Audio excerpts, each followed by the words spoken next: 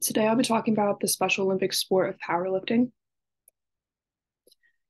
The powerlifting in the Special Olympics was officially inducted into the rest of the organization in 1983.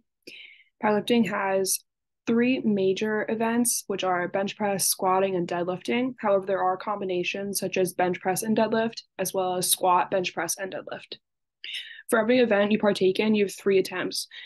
The sum of your total weight lifted is the score for the athlete for the competition, and then you'll be ranked with your other competitors, and that's how you get first, second, third, etc.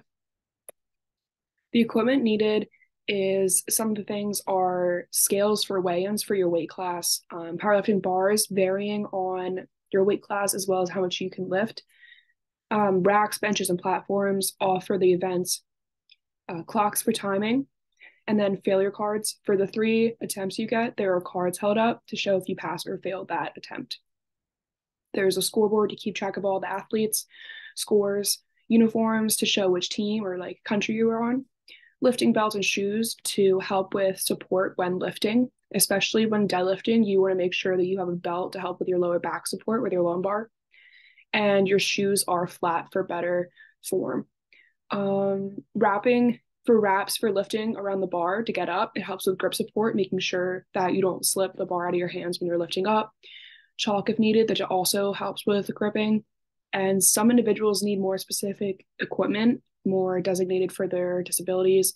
So you're allowed to use them in competition. You just need to run it by the board first before going into using it to make sure it is fair and safe. Some rules for it, the top 10 rules that were listed on the Special Olympics website. Lifting groups are based off age, gender, and ability. That's what they mainly go off of. The IPF, International Powerlifting Federation, through the membership, federation sanction and conducts all Special Olympic championships. The IPF also recognizes and registers world records for the same list within categories described, render men and women with their specific groups.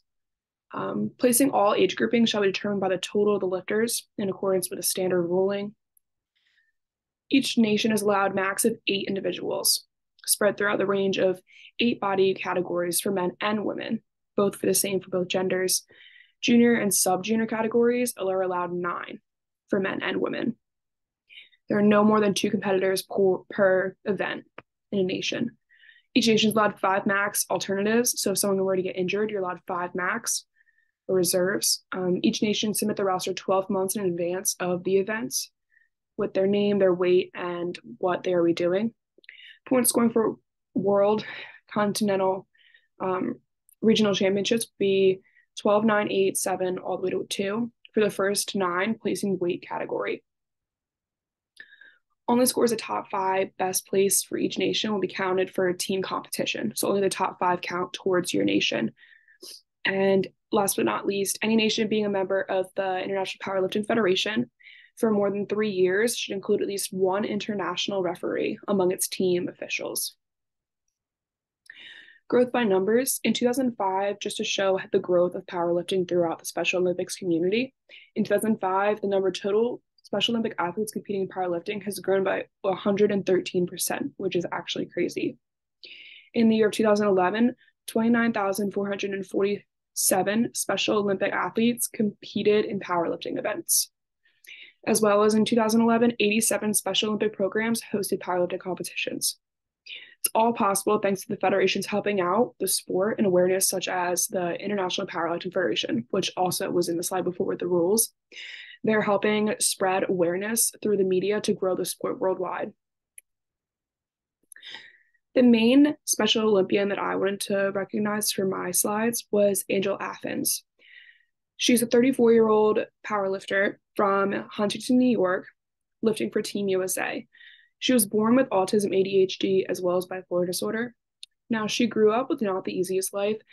Her mother was abusive and addicted to narcotics. She grew up in foster care for the first 9 years, I believe it was, of her life. And her adoptive family took her and introduced her to many sports. She has siblings now, and her 2 older brothers introduced her to hockey, gymnastics, and then she participated in track and field in high school.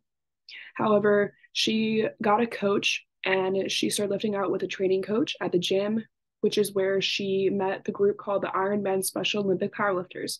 She began meeting up with them and practicing with them weekly, and then started joining them at competitions and was the only female present there at the time, which got her into her love for powerlifting. And now she possesses 49 gold medals from all her successes, as well as many titles.